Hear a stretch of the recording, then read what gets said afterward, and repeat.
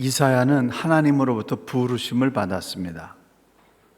하나님께 부르심을 받았을 때 이사야가 어떤 반응을 보였는가라고 하는 것을 두 가지 살펴보면서 우리가 하나님의 부르심에 대해서 어떤 반응을 가져야 되는가, 어떤 자세를 가져야 되는가 함께 나누고자 합니다.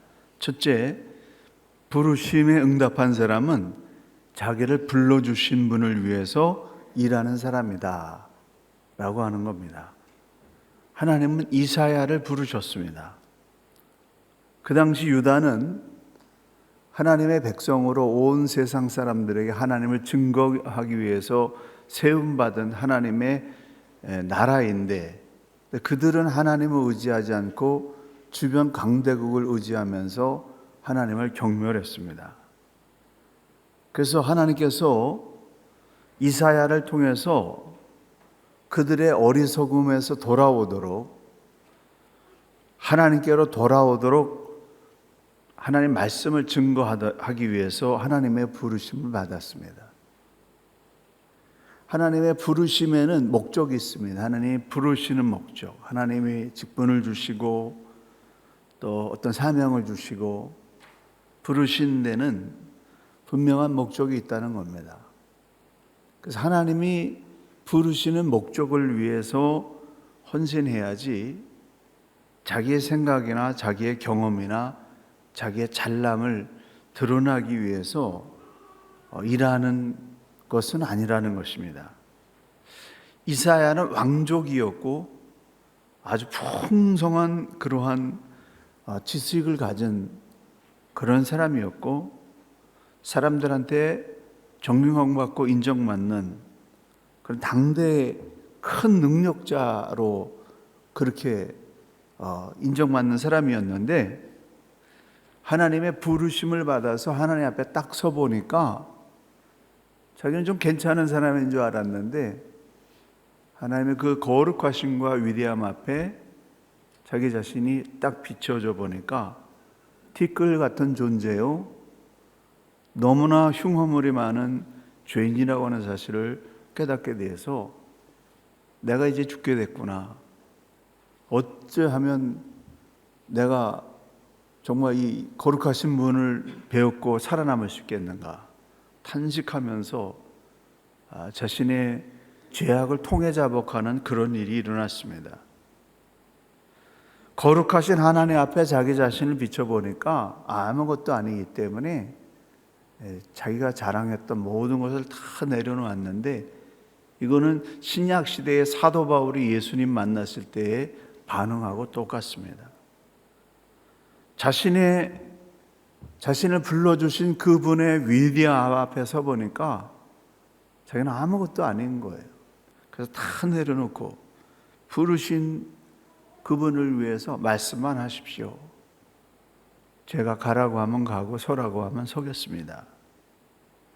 하나님께서 이사야에게 이스라엘 백성들이 의지하고 있는 애굽과 구스가 아무것도 헛개비 같은 타다 남은 부지깽이 같은 그런 존재라고 하는 사실을 알려주시기 위해서 그들이 전쟁의 포로가 되어서 끌려가게 될 것이다 라고 하는 것을 이스라엘 백성들에게 알리게 했습니다. 고대에서 전쟁에 피한 그러한 백성들은 신발 벗고 옷 다 벗김을 하고 벌거숭이대로 묶여가지고 끌려가는 그러한 일들이 일어나게 됐는데, 이스라엘 백성들이 의지하는 애굽과 구스가 그렇게 수치를 당하게 될 것이다 라고 하는 예언을 하면서 그 예언의 상징으로 이사야가 3년 동안 신발을 신지 않고 3년 동안 옷을 벗고서 예언을 하게 했습니다. 그래서 하나님께서 그렇게 하라고 해서 한 거예요. 그래서 하나님의 일을 하는 사람들은 내가 생각하기에는 틀리는데요, 내가 생각하는 방법은 아닌데요, 이래서 하는 것이 아니고 하나님께서 하라고 하셨기 때문에 그거에 기존의 생각과 방법을 다 내려놓고 하나님의 뜻에 순종하는 거, 이게 하나님의 부르심을 받은 자의 자세입니다. 하나님이 사람을 부르실 때 외적인 조건을 보고 선택하신 것이 아니라 그 사람의 내면을 보고 선택하십니다. 이사야가 뭘 가지고 있기 때문에 선택한 것이 아니라 그 당대에 하나님을 정말 신실하게 순종하고 말씀대로 따르고 백성을 사랑하는 그 마음이 분명했기 때문에 그거를 보시고 하나님께서 이사야를 부르신 것입니다.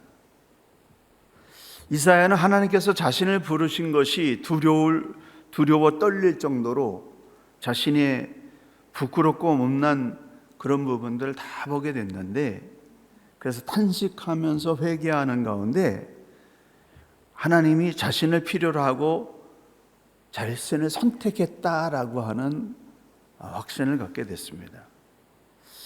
이사야 6장 6절부터 7절에 보게 되면은 하나님의 부르심은 신비다.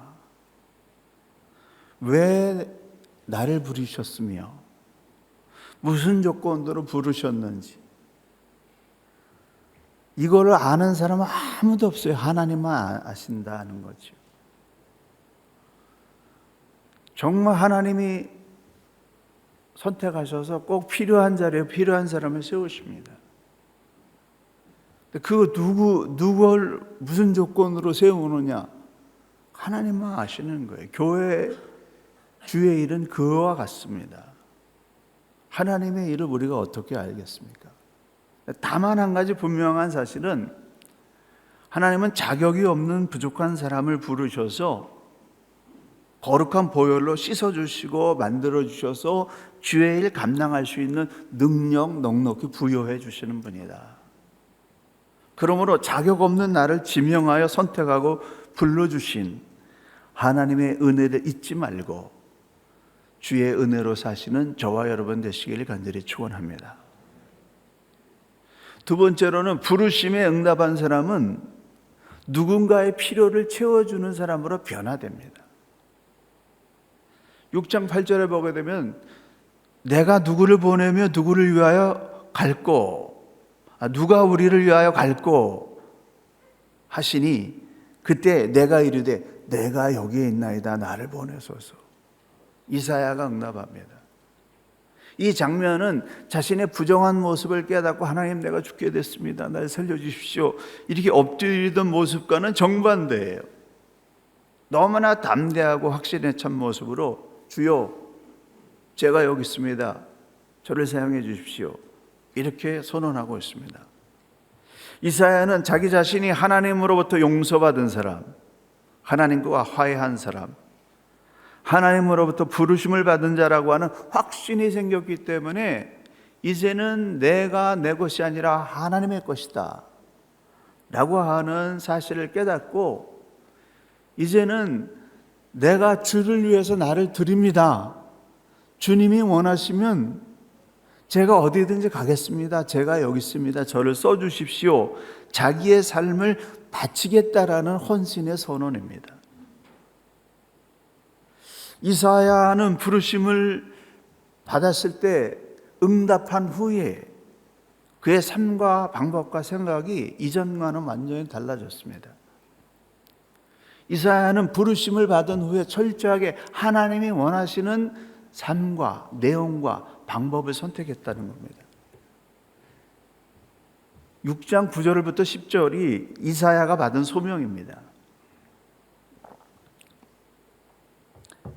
여호와께서 이르시되 가서 이 백성에게 이르기를 너희가 듣기는 들어도 깨닫지 못할 것이요 보기는 보아도 알지 못하리라 하여 이 백성의 마음을 둔하게 하며 그들의 귀가 막히고 그들의 눈이 감기게 하라.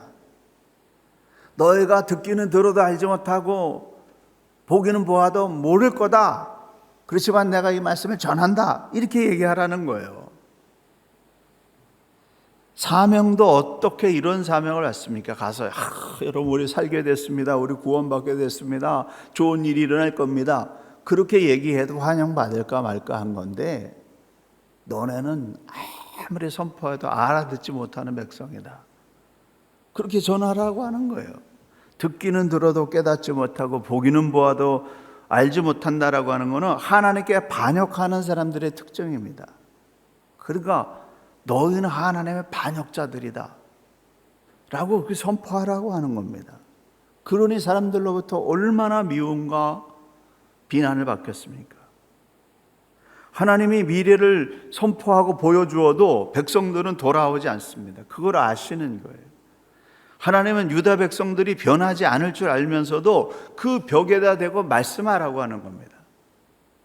그래서 주의 말씀은 이 말씀을 전할 때 저 사람이 얼마나 들을 수 있는 확률이 있는가, 확률과 가능성을 보고 전하는 것이 아니라 벽에다 대고 전한다 할지라도 하나님이 전하라고 하시니까 전하는 게 말씀 증거자, 사명받은 사람의 사역입니다. 그들은 듣지 않지만 그들의 가운데서 남은 자들이 있고 그들의 후손의 후손들 중에서 구루토기가 나오고 예수 그리스도가 나오기 때문에 하나님의 말씀에 맥이 흘러야 되기 때문에 지금 이 사람이 듣지 않는다 할지라도 하나님의 말씀을 증거해야 되는 이유가 거기에 있습니다. 사람은 각각 다릅니다. 그래서 하나님은 각자에게 맞는 역할을 주십니다.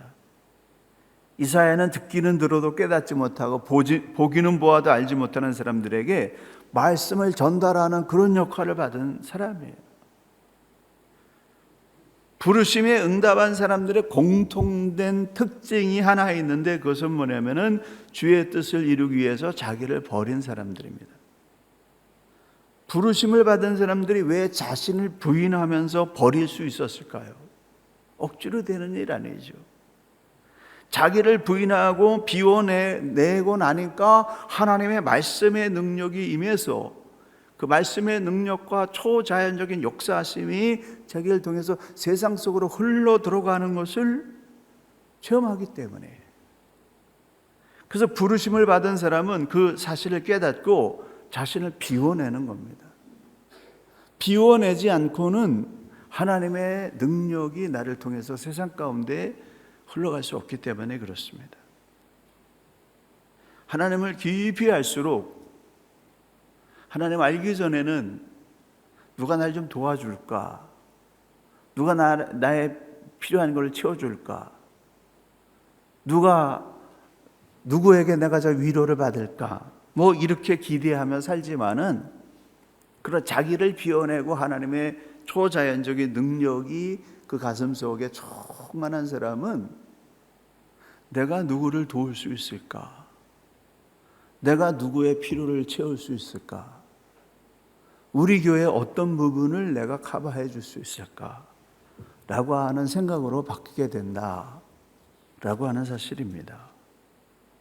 사랑하는 성도 여러분, 여러분의 마음의 진실이 하나님께 합격되기를 바랍니다. 또한 하나님의 부르심에 저와 여러분의 삶을 드리는 응답자가 되셔서 어두운 시대에 주의 영광을 드러내는 은혜의 통로, 복의 통로가 되시기를 간절히 축원합니다.